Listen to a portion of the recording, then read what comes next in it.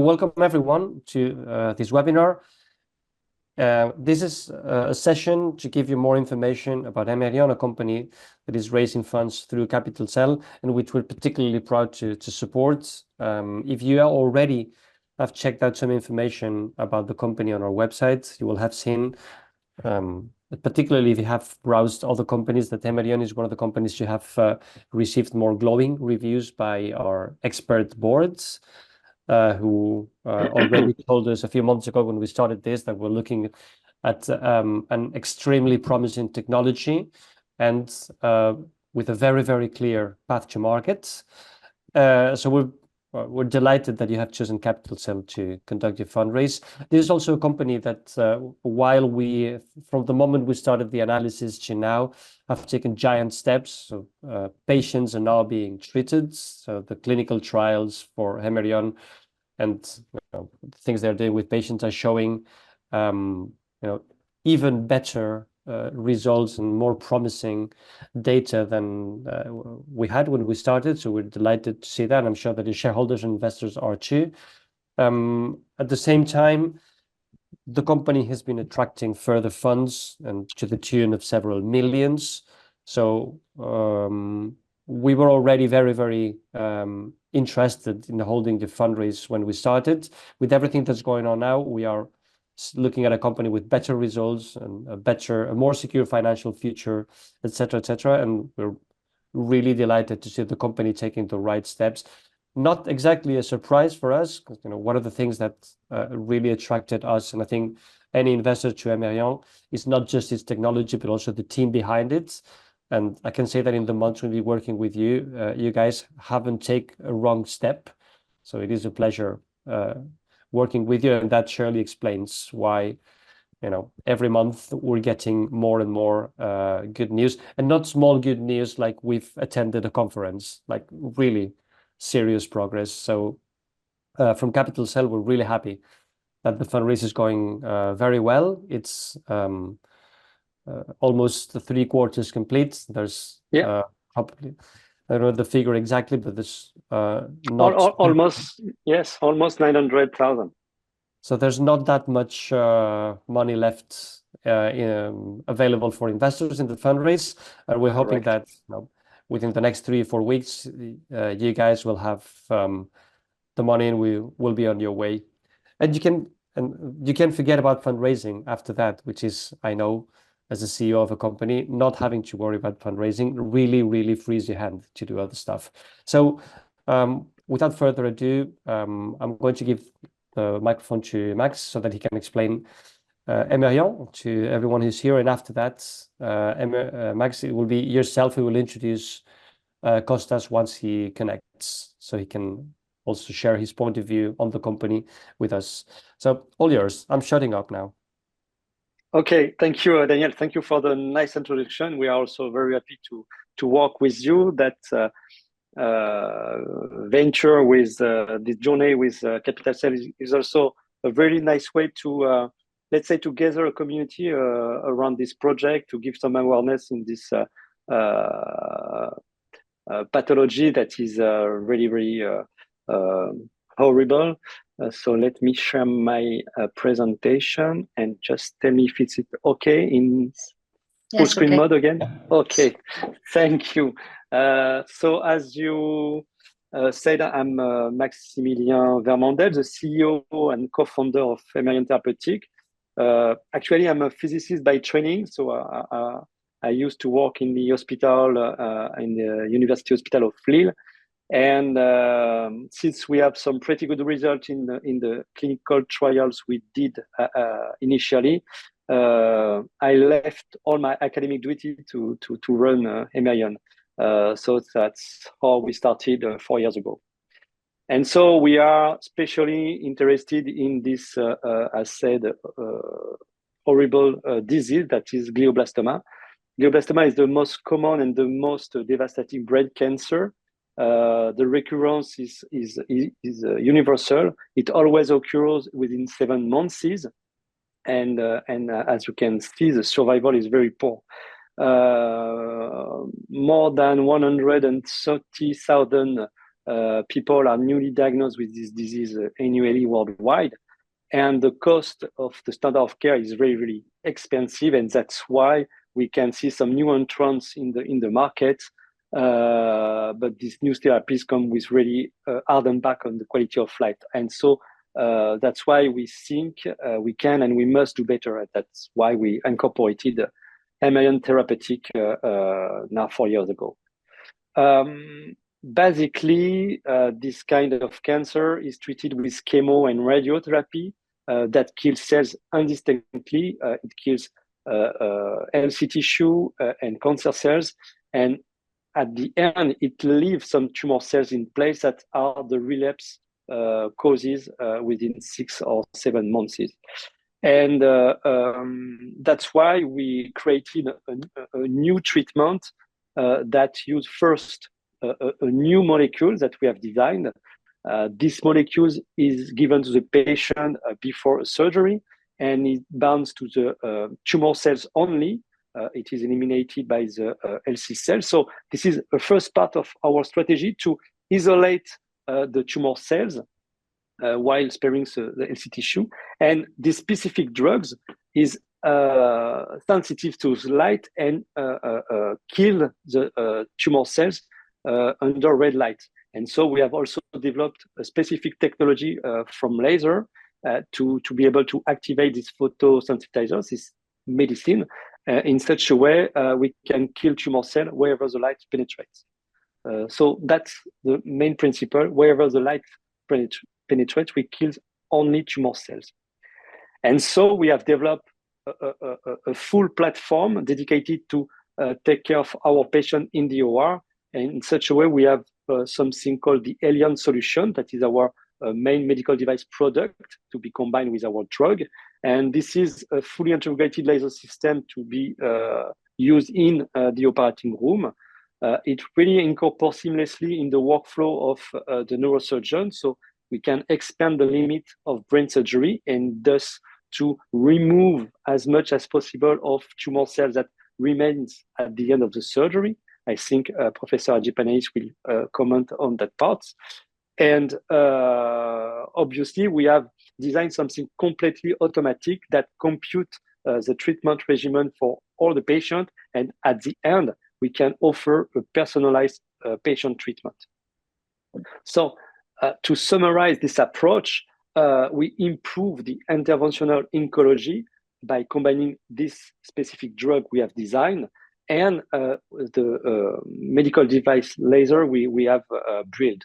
So first, if I summarize our technology, during the first surgery of the patient, in only 30 minutes, we can treat the surgical border and remove as much as possible of the tumor cells that are the cause of the recurrence. So first, the patient receive our drug, namely pantalafen. That's the first part of the treatment.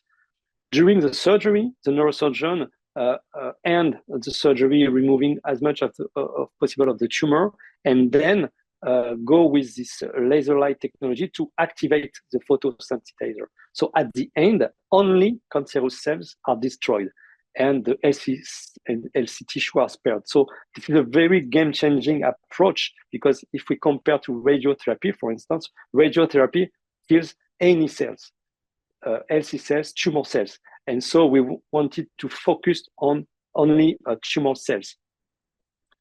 And so for now, this approach fits into this standard of care. And maybe Marie-Edith, maybe if you want to introduce yourself and comment on the standard of care in this kind of pathology, please.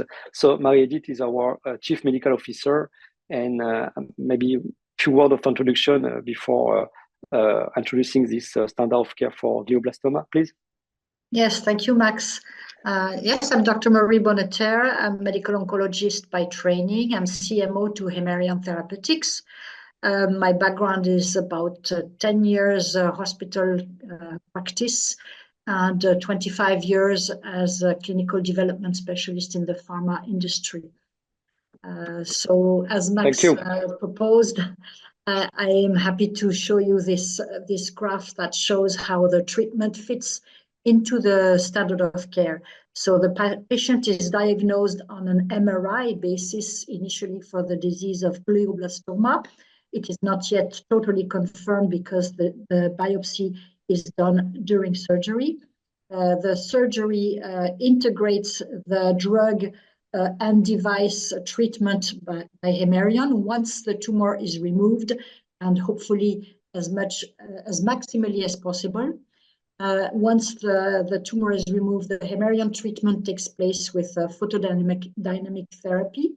And then after that, you perform the adjuvant treatment, which consists of radiation therapy together with temozolomide chemotherapy for 8 weeks. And then after that, it's followed by chemotherapy only, which is done for 12 weeks. And then after that, the patient is just clinically followed until recurrence or any other event. So this is only 30 minutes during the surgery, and the rest of the treatment is really the standard of care. So the patient does not have any inconvenience of additional duration of his treatment or additional burden. I hope that summarized a little bit. Perfect. Thank you, Marie-Edith. Yes, and ultimately, for the moment, it fits into the standard of care, and ultimately, because we can do actually the same job as the radiotherapy once on the market, we should be able to replace, in some cases, the radiotherapy. And that's a very game-changing approach in the management of cancer patients. So this is something we are also strategizing for the next. And so all this technology has already been evaluated in patients. So we have achieved 2 clinical trials in France, in Lille. And so we have currently a clinical trial enrolling in the US. And what we can see and what we have learned from this clinical trial is that first, we have completely de-risked this approach in the OR because there is a total absence of toxicity for our patients. We treated 23 patients in France without any serious adverse event or toxicity. But more interestingly, I should say, the preliminary efficacy results are never seen before results. Indeed, we have observed a median progression-free survival. It means that the time between the diagnosis and the first recurrence has been raised to 17 months with our technology. That is usually observed at less than 7 months. So this is a huge step in the management of the disease. The current standard of care only demonstrated 3-4 weeks of improvement. So more than 10 months of improvement is really a game changing in that domain. So that is a good signal that there are some new entrants in that domain, in that market. And so we have some different companies, French one, US one with Sonal Ascens or Alpheus Medical.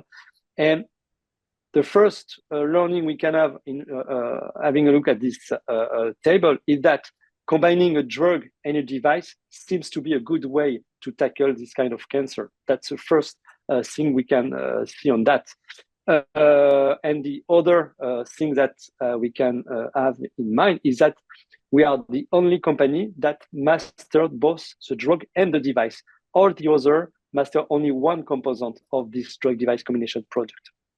And also, we have the most advanced clinical program, both in the US and in Europe.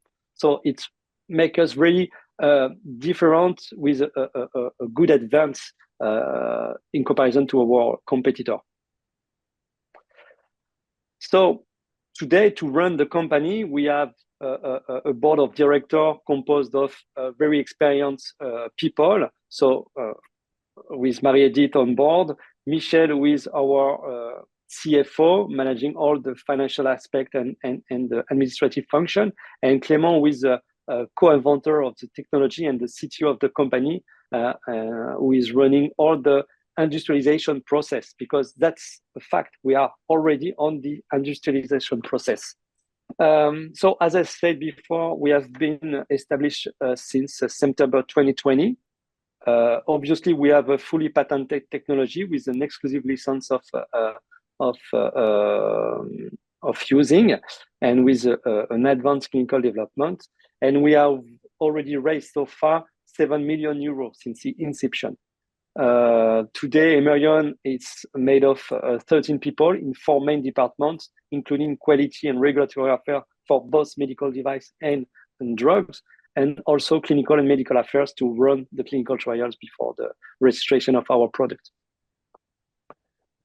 And we are working with top-notch physicians in the field worldwide, in the US, in Europe, and that's this board of scientists that helped us to manage our clinical trials, to evaluate our results in terms of efficacy, in terms of safety. So that's very, very appealing for them, for us, sorry, to have these guys on board, because it means that we really do the state-of-the-art neurosurgery. And so we are very on the good way to get on the market. And so, because we are talking of investment, we have some financial projections that are quite favorable for an exit in 2029, as we suggested in this fundraising proposal. And so our goal is to be on the market around 28, 29, and from that time, we should be able to suggest an exit for our investors, and so to have let's say multiple on their investments to be won. Today, as part Max, of yes, Costas has joined us. I don't know if you saw. Great. Yes, I can see him. Hello, Costas. Hi, Costas. Hello, You are everybody. mute. Hello. Yes. So maybe we will come back on the fundraising side, and let's talk about science a little bit with Costas. Could you maybe introduce yourself, Costas? Yeah. So welcome, everybody. I am a neurosurgical oncologist at the University of Pittsburgh. I serve multiple roles here, and one of them is co-directing our brain tumor program and also directing our Center for Image-Guided Neurosurgery. And, we're really excited about this new trial here in the United States. Dr. Rains and Vermandel in Europe have really, helped us launch this here in the United States in Pittsburgh, and we've treated multiple patients now successfully. So this is a very neat technology I'm particularly excited about, since I've had a lot to do with the early adoption of fluorescence-guided surgery with 5-ALA in the US. So this is a natural extension of that technology, kind of moving between diagnostic intraoperative visualization to now intraoperative therapy, utilizing basically the same drug that's administered orally, now called pentalophen. So, kind of a new approach that allows the neurosurgeon to be more involved with the therapy side of things for glioblastoma, where traditionally we were, involved with just the surgery. So those are some of my thoughts, and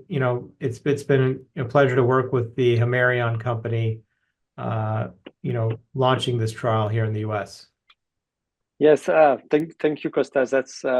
Thank you for joining us during this webinar to introduce our company and our project.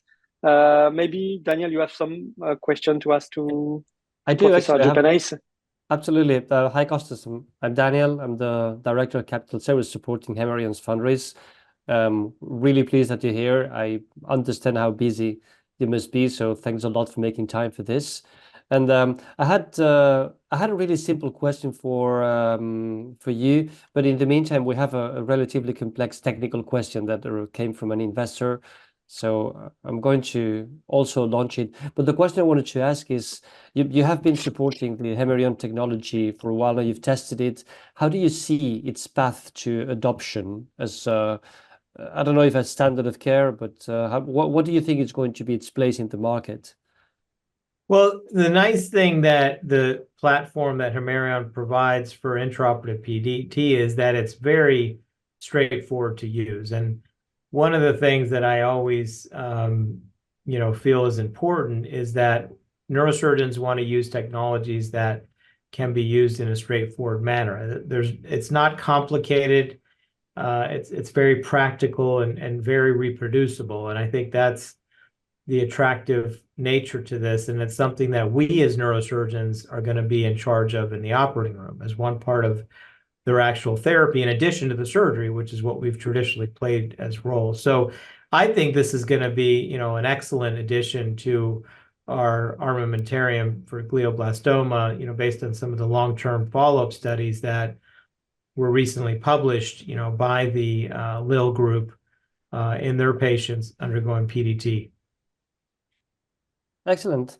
And I have another question. This one is not mine. You're going to see that the question is far beyond my powers. I'm but a humble biologist. But we have a question from one of our investors about the study and the type of tumor resection that you're using for the trial. So as an introduction, so there are different types of resection: tumor resection, supratotal, which is removing I understand the tumor and more, the gross total resection, subtotal resection, biopsy, etc., etc. And the question, if you could clarify the type of resection that's being performed in the ongoing trial, and well, if that would be the first part of the question. There is a second question, which it would be important to know if Hemerion will be compatible with non-total resections. Yeah, no, I mean, when we go in to do our surgeries, we're always trying to do maximal safe resection. So what does that mean? Well, we want to take out as much of the tumor as we can with preserving neurologic function. So, in some instances, the tumor is intimately involved with important pathways that we need to avoid. And fluorescence-guided surgery has really helped us visualize those tumor regions. And then we use our standard technologies, such as brain mapping in the operating room, to really identify those pathways so we could stay away. So, the goal is always to take out as much of the tumor as possible. Now, in certain parts of the brain, like the right frontal lobe, we have tried to do supratotal resections where we go after, more than what we can see in the operating room. But with 5-ALA fluorescence guided surgery, it's really allowed us to do, pretty aggressive surgeries in most of our patients if we're able to, resect most of the fluorescent tissue. So, again, in some instances, we just can't do it because there's important pathways, language, motor, etc., in the way that we need to be conscious of. Okay, I'm pretty sure that's the question is more than answered. And anyway, if there are, we normally ask investors to come live and ask the questions by voice, so there can be a discussion. In this case, Max, if there are any further questions after that. Well, there's a couple other ones here. Can it be used for other types of brain tumors? Can it be used during awake surgery? So the answer, right now is that it's, 5-ALA is approved for high-grade gliomas, and I think the indication that Hemerion, they can discuss this more, is for GBM, but definitely during awake surgery, because we just put the patient to sleep during the PDT portion of the procedure. And as you are probably hearing about some of the long-term outcomes of these patients from the original trial in France, there's a 40% 5-year survival in that study. Now, those patients did go on to get other types of treatments, but still 40% 5-year survival is pretty interesting for this type of therapy intraoperatively. It certainly is. And actually, we're going to open the floor for questions, but before the gates are open and we get more and more questions, so before the Q&A, just to also, because I'm conscious of time for you, I understand that you can't stay for the whole of the session, if that is correct. I would like to ask. Yeah, I'm in clinic. Yeah, but I can stay for a few, for a little bit longer to answer questions. Just a quick question. So, how much of the glioblastoma? So, I was going to use the word market. Sorry, that's an investor, bad word. But how many of the glioblastoma patients do you think are going to be eligible for treatment with the Hemerion technology? All of them? I think most of them will be. I mean, I think the way that the technology is designed, it seems like we can treat intraoperatively most of those tumors with photodynamic therapy. So, the range of balloon diameters that can be used is adjustable, and I think the technology really opens it up to a variety of GBM tumors that we could treat now. Great. So, Max, we're probably going to go already into the Q&A phase. Is there, if there is anything else you would like to, ask Costas or discuss with him? If not, we can just move into the questions. No, I think he presented most of the specificities of our technology. So I've seen some. I see some question I can answer, and Marie-Edith can as well. Maybe just because we have just started to use our, let's say, our product in the US with Professor Hadjipanayis. So maybe I can show you the first case he did in the US a few months ago alongside this clinical trial enrollment. So I don't know. Let me know if you see my screen or not. We see the first. No, we don't see the screen anymore. Yes, I have some PowerPoint issue, but it will be fine. So while Max is saying this, we are now going to open the floor for questions. First part of the video. So we can comment. The video is on.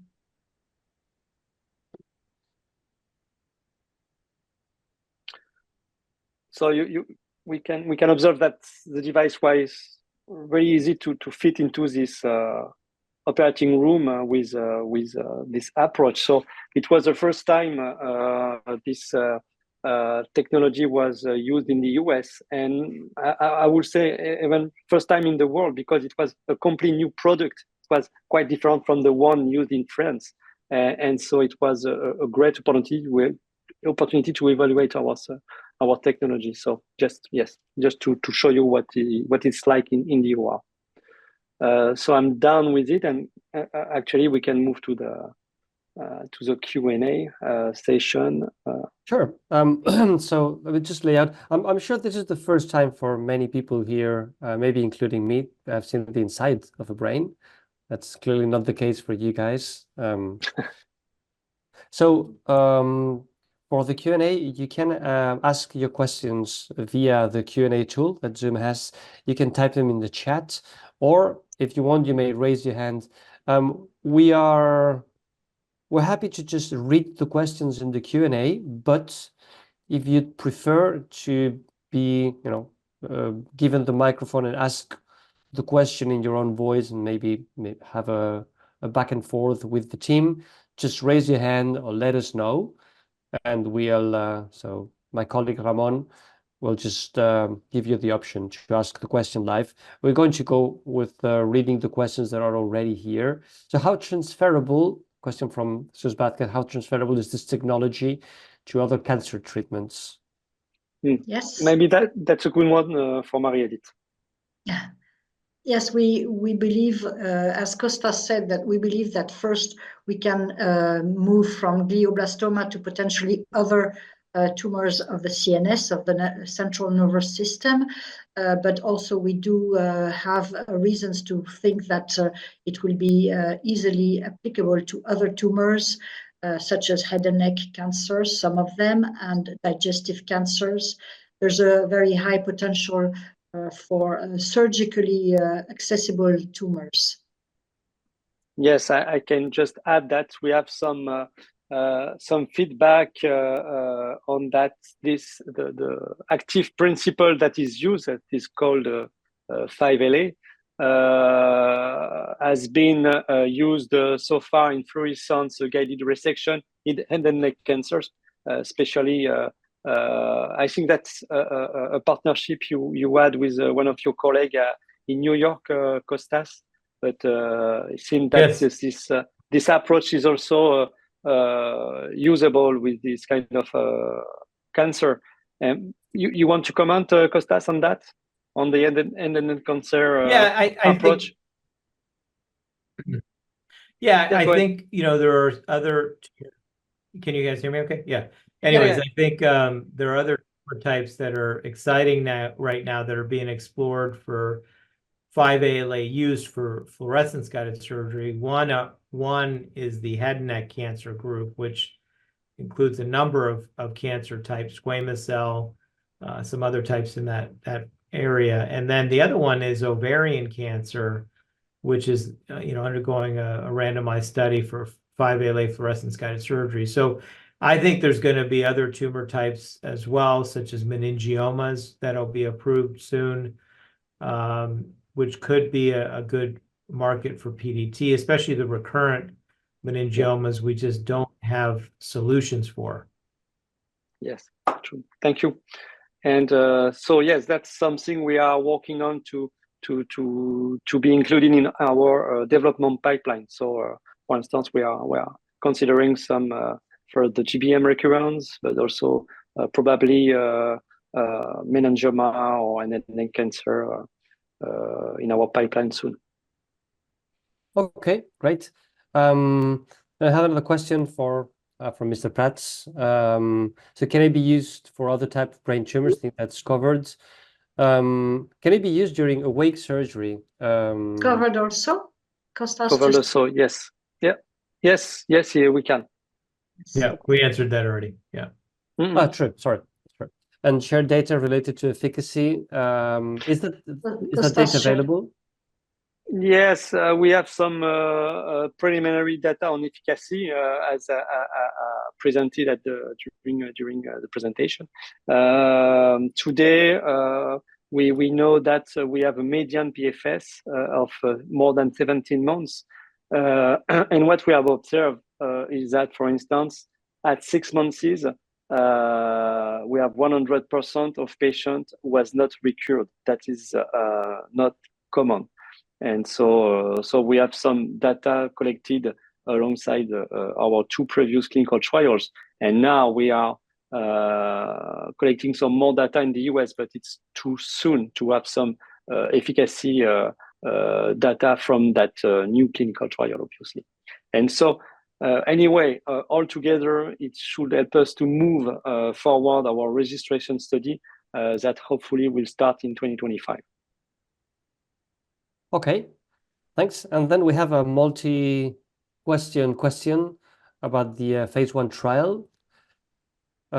Sample size, IC95 of the main results, time after surgery for recurrence, and inclusion criteria. Is that something you can answer here live? Sample size for the first clinical trial was 10 plus 12 on the second one. So we have treated so far 22 patients in France. So the data I shared with you on the efficacy result, preliminary efficacy result, are on 22 cases. I don't have the IC95% in mind. Sorry, I should talk to my biostatistician. But I told you some questions might be a bit complicated. Yeah. That's fine. Inclusion criteria. Inclusion criteria. Actually, it was patient amenable to surgery with the intention of maximal resection. That was our main criteria. So it means that any patient eligible to surgery in Lille was oriented to this kind of clinical trial. And that's it, I think. Okay, good. And for the moment, we don't have any more questions. I don't know if someone else would like to ask a question. I did want to, because normally the questions come after we have talked also about the investment rounds and the money part, which we didn't get too much time to go into. So although it kind of breaks the standard order of things here.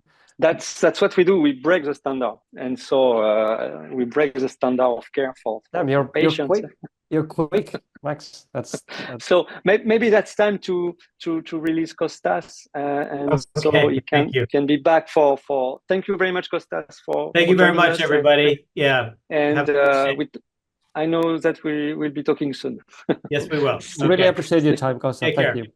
Thank you. Bye bye. Also, I just wanted to add that I have captured the number of the protocol, the NCT number, for those of you who want to see more details. Okay, thanks. Excellent. Well, obviously, for every one of the session, you know that both the Capital Cell and the Hemerion team are extremely easy to approach, and any other questions or any of the data that is non-confidential, obviously, can be shared freely. And for confidential data, I'm pretty sure that you can have a chat with the Hemerion team and see about how to share it. So Max, is it okay if we sort of rewind back to your presentation and describe the investment rounds? Yeah, sure. Let me. Because I think that I would like to. Well, I would like to make sure that people understand how the investment works, what they can get out of it. So you can get the presentation back. In the meantime, for those of you who don't know how Capital Cell works or what we do here, I'll just have my 2 minutes here. So Capital Cell is the platform that Hemerion has chosen for the fundraise. What we're bringing is the guarantee from Capital Cell that we have analyzed this company. So Capital Cell is the leading European platform for private investment in biotechnology. We work with a group of experts, with a group of analysts, to make sure that we can bring opportunities to you where you can invest via a platform in a way that is extremely easy. So the process of buying shares in the company is basically, if you can buy your groceries online, you can buy shares in Hemerion. It's extremely easy. You can invest any amount of money you want, so it's not a fixed ticket. You can invest, I think the minimum ticket is 1,000, if I can remember correctly, up to whatever you want. So you decide the amount you want to invest. And from Capital Cell, we guarantee that the process is easy, transparent, that the company has been analyzed, there's a due diligence behind it, there's information that you can ask if you want, and that you're going to invest in such a way that you will be not taxed on your profits in the future if the company is successful, and that if you're lucky enough to be a tax resident in France, in this case, you can invest in this company with a tax break under the project. Can you remind me what exactly is the jeune entreprise? Which one for you? Both are okay for us. It's jeune entreprise innovante et jeune entreprise innovante de recherche. So both works, and one the condition is quite different. The one is 30% that can be spare into different years of tax in France, and the second was in GEIR. It is 50% of the investment that is given back by the Minister of Finance, but in one shoot. Okay, so that's our role here, to facilitate the access and to guarantee that the operation of investment in Hemerion is accessible to everyone, clean, transparent, and solid. And as for the investment opportunity, maybe Max, it's if you want to share your screen again and explain how the round works. Okay, you can see my screen or not? No, it disappeared. We could before, but then I started talking and it disappeared. Yes. It's okay now. Yes, so just a little bit of equity story first. So it's not our first round. We were incorporated in 2020, so we had one pre-seed and one seed round. So we gather more than 7 million euro, both in dilutive and non-dilutive. That's a nice thing also, that we are eligible to many European subvention subsidies. So it's fine for us. So and it helps to move forward, to accelerate on the clinical trial. And so for this round, it include into a 5-6 million euro round that is expected to help the next phases of our project. So we have our clinical trial in the US that is already financed. So that's not a topic, but we with this 5 million globally collected, we will move forward with our registration study preparation, and that's the big next thing we will be able to do with this fundraising. And so the fund raised through capital sale will join some investment made by venture capitalist firms that are expert in that domain. And so we have almost more than 3.5 million committed in that fundraising. So accumulated with project with capital sales, we should get to the 5 million needed to move forward. And so at that time, we will be able to start our registration study in 2025 with the ambition to get on the market in 2029. And that's why we are advising an exit at that time in 2029. And so you have here some kind of split of the budget for the next registration process we are starting now. Could you give Max perhaps some details about the expected exit? So we are now investing at a valuation. Could you 23, 23, 24, I think. And yeah. So what's the expectations for the market value? So what can an investor expect to happen if the project is successful? So we have many events that can lead to an exit. Actually, we have 3 of them, and the 3 are I think interesting. The first one is once we'll get on the market in 2029, we will need to secure more money for the market launch globally, mainly in the US and in Europe. And for that, one of the solutions will be to become public. And so the IPO might be a way for our investors to exit from the shareholding part of the story.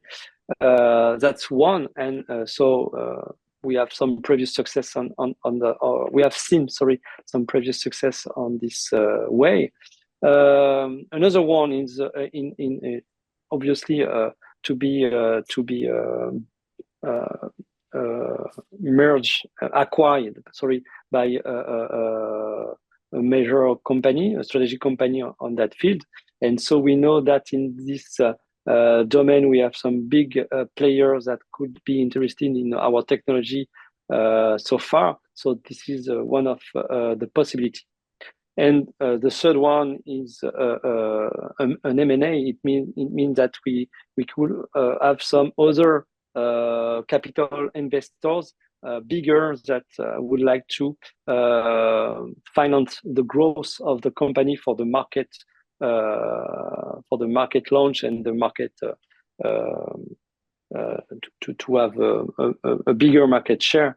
And in this way, it means that the historical investor will be will have their shares buyout. And I know that it's maybe too much to ask, but they have maybe a comparison with similar companies that have been acquired. So what's the expectation of value gain for the investor here? So it's a multiple between us, I would say at that time, as we have shown on the website, it's almost 15 to 19, because we have seen that if some company on that specific field, for instance, Novocure, had a successful IPO and with a market cap very impressive. So it's not unusual to see that we can have this kind of multiple. So on the capital cell landing page, I think we claim something near 20. So it could be the multiple.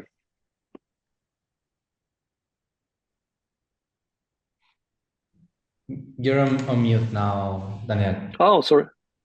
I'm on mute? No, Max, you're fine. Just yeah, okay, I okay. was on mute. Sorry. So yeah, thanks a lot for that. I don't think I'm going to have any more questions, and I think that unless we have one last minute question from the audience, I think that we can probably end the session here. We've covered, I think, pretty much everything.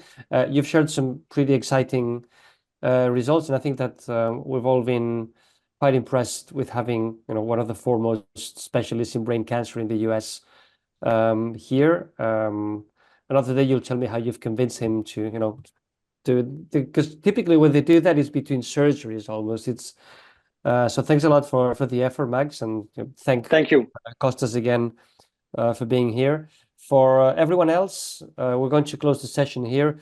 If you have any more questions or any more doubts, there is a ton of information on the Capital Cells campaign site for Hemerion. There is even more information on Hemerion's website. And as I said, both the Spanish, French team of Spanish-speaking, French-speaking, and English-speaking team of Capital Cell is available for you. And Max and his team will also be delighted if you reach out to them. The last minute is for you, Max and Marie, and then we'll shut down.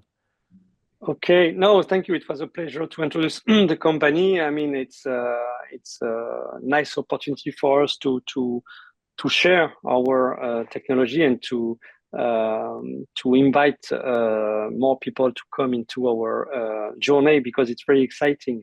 And so we are moving the borders of cancer therapies. And so to be part of that, I mean, I think that's the right time to get on the boat with us. So yes, nothing more to say. I mean, absolutely. Well, so thanks a lot. Thanks, everyone. Maybe Marie-Edith, you want the yes. final just one? to share that we will be presenting some results at the upcoming Neuro-Oncology Congress in Houston in November.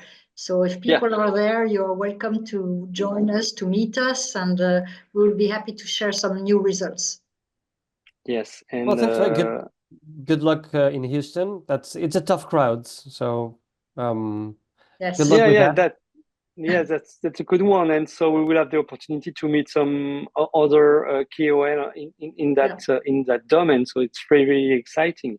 Hey, maybe something I can add on the process about due diligence and so far. So you presented that we were well noted on the website and by your team, and obviously we go through many due diligence from VCs that have invested in the company. That's a really, let's say, convincing point. So it means all the company files are really clear and validated by VCs. So could be a good point for your capital cell investors. Every time I see a company that has 3 VCs on the cap table, I think, well, the company definitely is clean. But I'm sure you hate the reporting, but there's a lot of it. Yeah. But yeah, definitely, and we're more than happy to be investing alongside the Cap Center for the first time in this operation. Obviously, for us, it's always a lot better if we can offer investors companies that have gone through our due diligence, but through someone else's too. And in that case, I know how tough it can be with VCs. So yeah, definitely. If you had something to hide, someone had found it out yet. Yeah, sure. So thanks very much. Especially regarding the results. Thank you. Thank you very much. It was a pleasure. Thank you. Bye-bye. Bye. Bye.